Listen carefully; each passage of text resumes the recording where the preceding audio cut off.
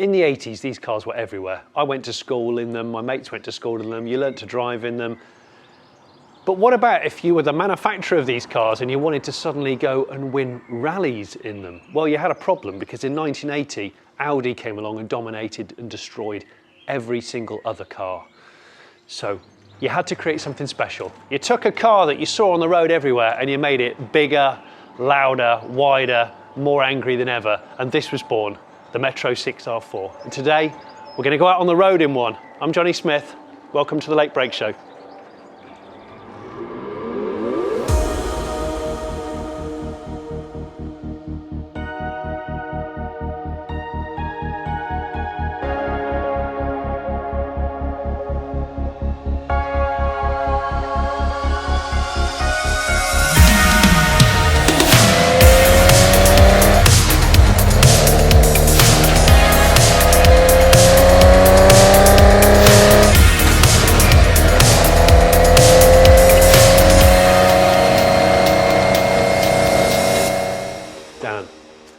Nice to meet you. Thank you for inviting me along. This is a great den in here.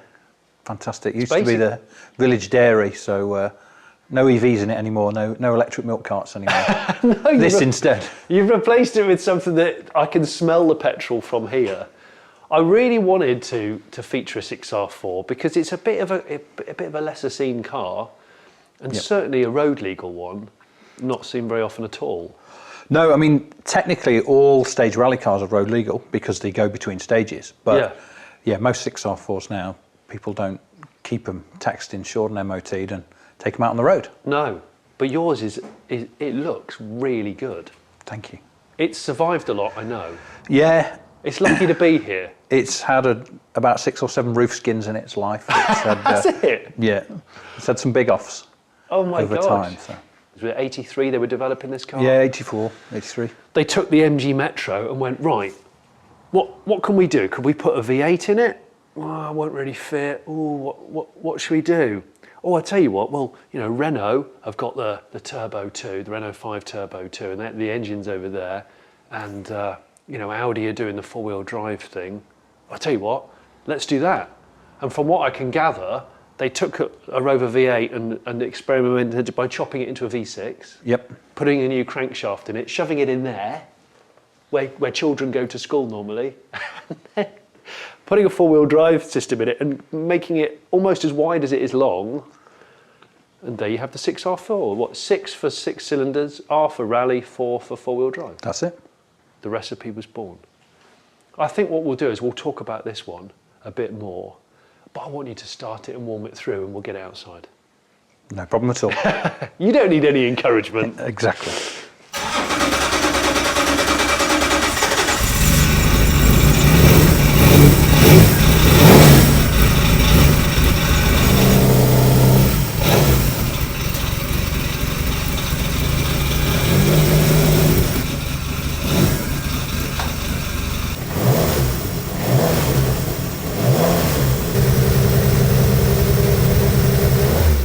Well, that sounded and smelled interesting when you started it up. It certainly does. Let's just remind people of the sort of give me a brief history of 6R4s, because I know this is a great website.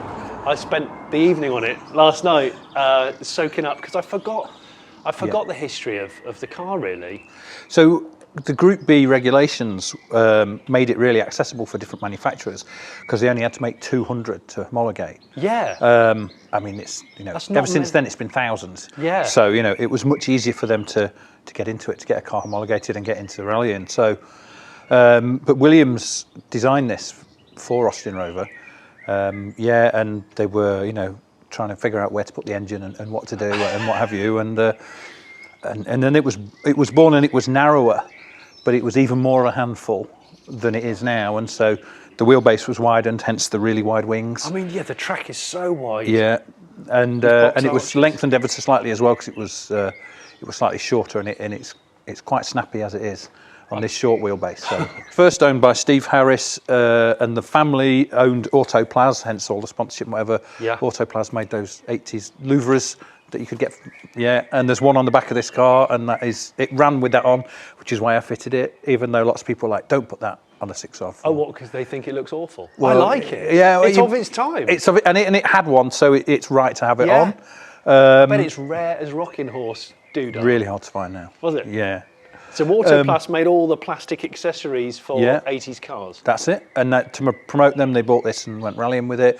Did the Metro, SO Metro Challenge and things in the Birmingham Super Prix, which is the livery that it's in now. This is its 88 Super Prix livery. Super Prix. Yeah. And then he sold it to Will Gollop, who didn't rallycross it, but he had it for a while. And then it went abroad for about 10 years, went to Spain, and then came back, was Forest rallied in Scotland for another 10 years before I bought it. It had just finished the Snowman Rally in 2015, and I bought it just after that. So it had been gravel rallying up there. Oh, so for it was 10 a years. current competition car when It you still bought is. it? It still is. Still logbooked. And Still is ready this, to go. So you'd rallied cars before buying a 6R4? No. Not? No. Never? Never. My dad rallied. Yeah. And he rallied a Mini Cooper in the late 60s, early 70s or whatever. So motorsport and rallying and whatever was in the blood. But growing up, I did bike racing, and then realised that I fancied playing with cars, and had a Westfield for a while, and then thought, actually, I've always wanted one of these. And the reason I'd always wanted one of these was because we'd been to the RAC when it had come to Clipston Forest, which is half an hour down the road and things like that. And we went to the 88 Birmingham Super Prix. Oh, you went to the 88 Birmingham? Yeah. So you saw this car? Yeah. And that's why I put it in this livery. Oh. So I saw this in 88, I was 15. Yeah. And yeah, I never thought, Imagine that. You looking at it going, isn't that amazing? Give me 30 years and I'll put that in my garage. I'm going to buy you in 30 Yeah. What a brilliant, I didn't know that. That's a fantastic story. The headset is just lean forward. Warning. The cabin noise inside a 6R4 rally car is nothing short of deafening, around 90 decibels if you want to know. Try as we might, it was almost impossible to overcome the sound of the V6. Please accept our apologies on behalf of the Late Break Show. So yeah, if you want to take it off now. Do you know what, the gearbox is loud as well, but it's because it's there. Yeah. Gosh. It's all loud, isn't it? That's brilliant.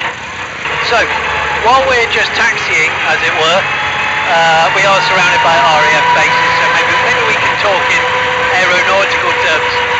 The dash on a 6R4 is the other way round. Yeah. So the driver, I've got my gear indicator and a shift light, which is an indicator from another car or something. Yeah, it's like just needs to be nice and bright. Yeah. And then the rev counter does point towards me, but you've got speed, all the temperatures, pressures, everything like that. Yeah. And of course in a rally car, the navigator's got to be able to have access to the horn, so you've got your own horn button as well. Oh. Sometimes they put it in the footwell, but I've got my own horn. So this is from a left-hand drive Metro. Yeah. It's moulded from a... Wow. And that's how the works cars ran, as little as possible to worry the driver, or to distract the driver, should I say. Yeah. One of the stats for it is like 8 seconds, 0 to 100 to 0, and it's kind of like 5 seconds to, or 6 seconds to 100, and then you just stand it on its nose, and it will. Yeah, and it makes you feel sick, but it's great. Well, we'll go right here, and we'll have a little go at what it actually drives like when you drive it. It's like a 3 second to 60 car, which is pretty impressive, frankly.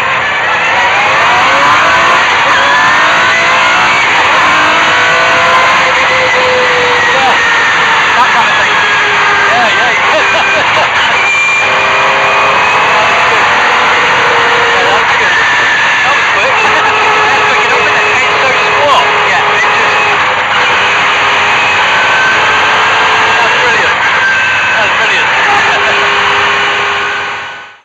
The business end.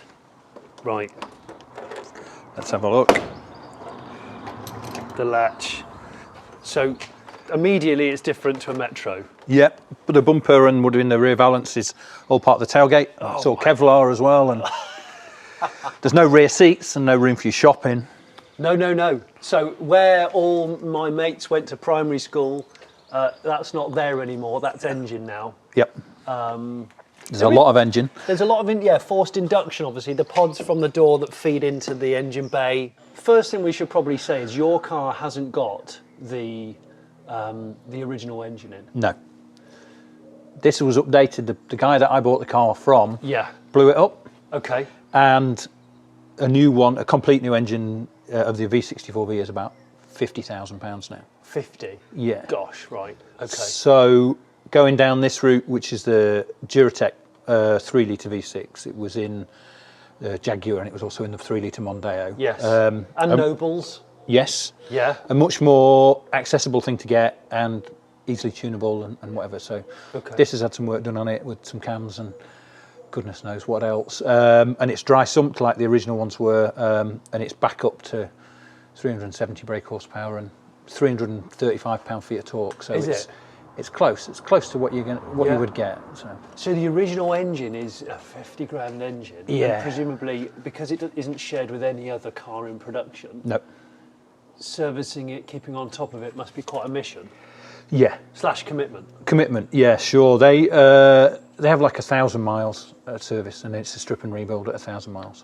A full strip and rebuild. Yeah. Oh my gosh, they're really highly strung. Yes. Yeah. And the rallycross cars, a lot of them they made them 3.5s instead of 3 litre. Whoa. And they would run up to like 500 horsepower out of a 3.5 normally aspirated. Wow. And they're even more highly strung. Oh my gosh. Oh my gosh. But a full strip and rebuild, if it depends on what condition it's in when you get inside and whatever, but you can be looking at £20,000 to do that. 20? Yeah. Okay, right. So it's a 50 grand engine that requires stripping and rebuilding every 1,000 miles. Yeah. Which could be 20k. Yeah. And that's excluding all the running costs of diffs. Diffs are on a 500 mile service interval. Gearbox is about 1,000. Like 25,000 quid roughly to run 1,000 miles. Oh my gosh. And that's not including tyres, any of your fluids, anything Fuel. else. Oh yeah, it's a mile a litre on fuel. So 5 miles to the gallon.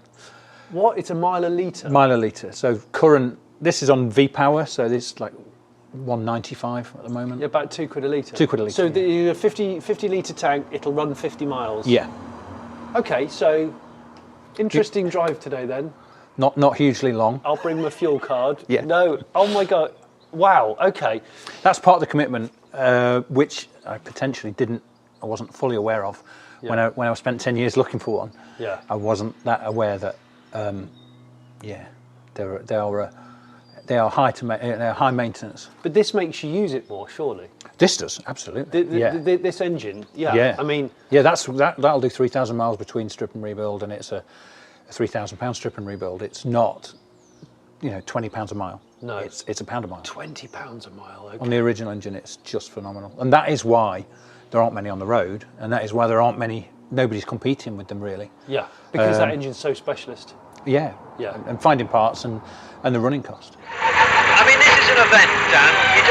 You don't go out in a car like this uncommitted, I guess, do you? No, that's it. I hope you can get an idea on camera of what this is like, because it's quite something. The engine there's just a little piece of plexiglass. Behind us is this step that Dan was talking about that made it an alleged 2.2+2. You've got an ECU behind your seat. I've got first aid kit. And then obviously this car originally in period was a H-pack. Yep. And now it's got a rallycross sequential boxing now. Right. Gosh, that's really loud. So you're saying in the cabin, how many decibels? Oh, when you put your foot down, it's 80, 90 decibels. Wow. Okay. So Tony Pond and the works team, things like the RAC, they would use fighter pilot helmets, really, just because they've got more noise dampening. Oh my God. Tony Pond, the best moustache in motorsport. Yeah. Bar only maybe Nigel Mansell. Yeah. No, it's interesting. I've been to a few supercar events and people have come up and gone, yeah, this is my pick for the best car today. Really? Yeah. So you've got kids and stuff, and you were saying that they like the car. Yeah. They think it's pretty cool. Yeah, I think part of that is because whenever we turn up anywhere, as soon as you open the door on the trailer, people know what it is, and they kind of like the fact that people are wowed by it, and they're like, oh yeah, that's how it is. Yeah. And it's brilliant that your son plays the Forza game as a 6 6R4, yeah. And he's created a livery so you can drive this car in alternate. How do you drive a car like this though? What's the approach? Well, when you're driving it in traffic, like we were back there, you've got to over rev it, because when it gets up to 3, 4, 5,000, it wants to go. Right. So it'll stutter a lot. It'll kind of do the kangaroo thing. Yeah. So if you overgear it, yeah. But you know, when you're driving it on the track, you've just got to you've got to make a decision on how you're going to get around a corner and stick with it.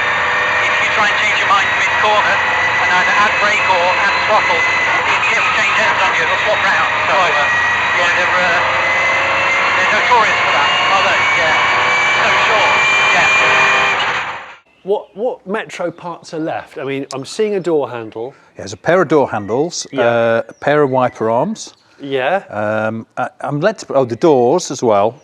The doors. But they've had the door pod added onto them. So they cut the door skin and add another bit? Yeah, that's it. And then I'm led to believe it's 11 parts, and it's 11 because the rear view mirror makes it an odd number.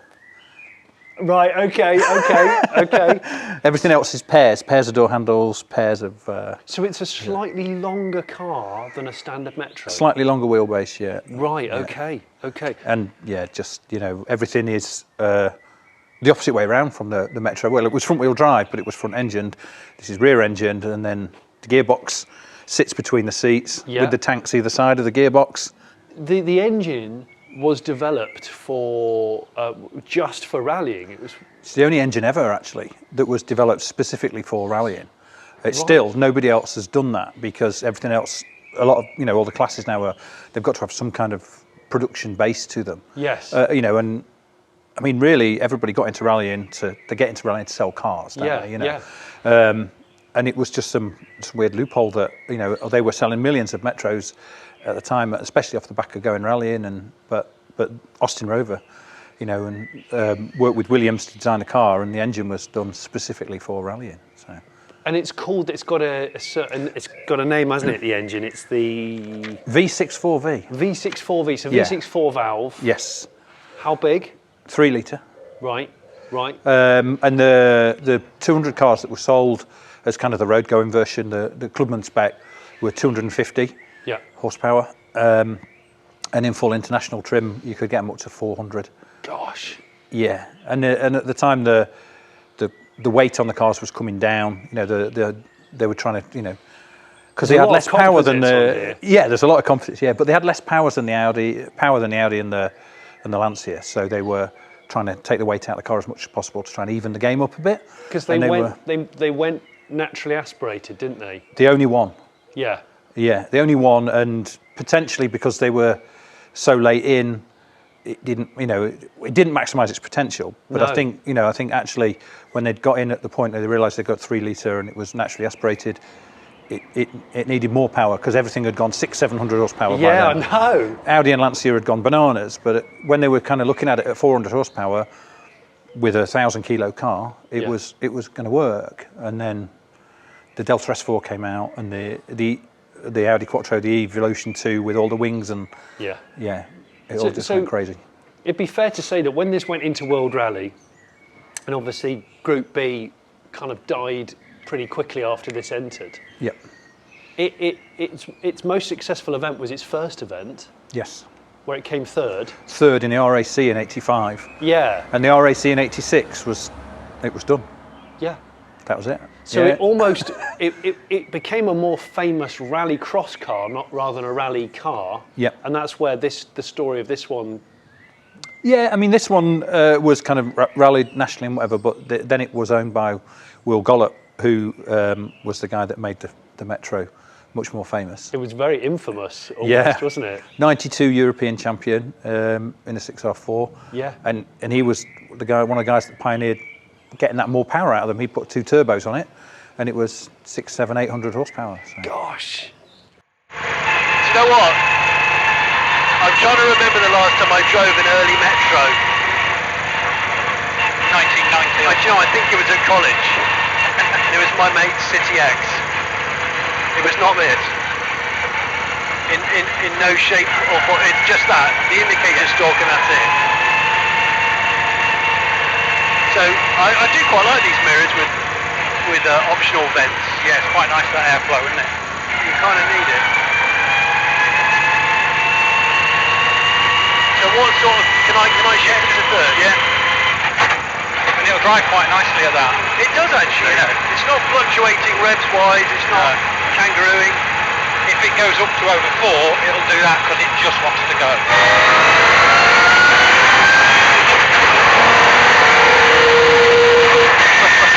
Not even trying.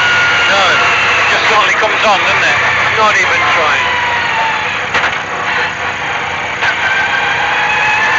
I don't know if I've ever driven such a short car. Yeah, with so much power. Apart from my electric dragster, and that wasn't a corner car. No, Not really corners. The ear defenders definitely they lure you into a false sense of relaxation. Sort of forget for a second what you're dealing with behind you. yeah.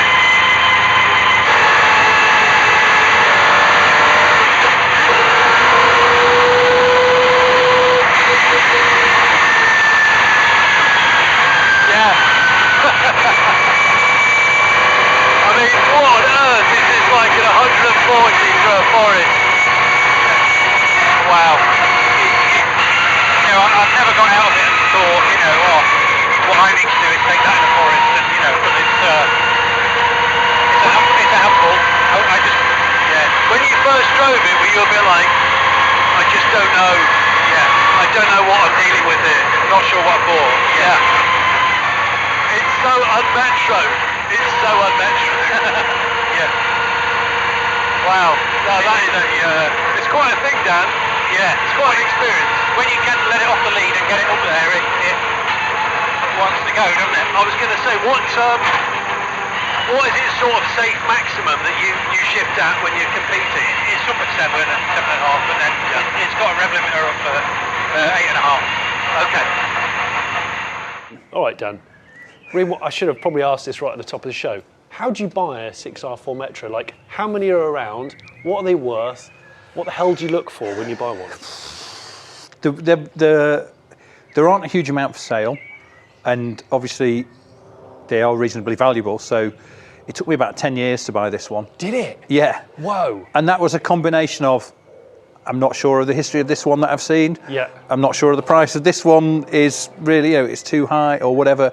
And I looked at a couple that had been stripped and not rebuilt. There was various ones that I looked at, and some of them I wasn't 100% confident in the history of, and some of them I wasn't 100% about whether it was worth what they wanted for it, or you know, or whatever. So I know it's a 6R4, which is very special. I actually haven't seen a Metro for a while. no, I mean, they're not that common anymore, are they? no, not at all. I mean, if things like the scuttle panel, which on all Metros was notorious to rust. Yeah. You know, if you wanted one, you'd go to scrapyard and get one. And if you try and ring around a scrapyard now, oh no, I haven't had one of those in for years. You know. No, they won't have had one in for 15 years. Wow. Wow. You can see everything. I wasn't expecting such access to the front diff Yeah. with its Austin Rover stamp on its casting. Yeah. That's it. So that's the upgraded. That's a limited slip front diff. Okay. You can get them, you know, as an open diff or a limited slip. So. Right. But yeah, diff, drive shafts, You cut the front suspension of the, turrets, and So these turrets are 6R4 specific. yep. So really, you only need the Metro from the scuttle. Well, you've got or is that is the top edge of the original inner wing, Okay. and that gives you the framework for the lights, and the 6R4 wings can drop over. Right. There's actually, you know, there's a bit of metal under there, which was the original wing, just kind of the top edge. Yeah. And the 6R4 Kevlar wings sit over that. Have you ever fiddled around with the suspension settings? No, I haven't. It has been. I have had it set up, you know. Yeah. It feels like you've had it set up. It really does. Because it set up nicely, but It's behaving well. It's not like I'm not kicking it in the guts or anything. We're on a normal road, but the guy that kind of prepares it for me and looks after it for me, he's got 20 years experience with them. Yeah. So, you know, he's like, oh, I can, you know, I sort of say to him, well, I'm going to use it on tarmac, and this is what we're going to do. Yeah. And he's like, oh, I know where it needs to be, and he just set it up, you know.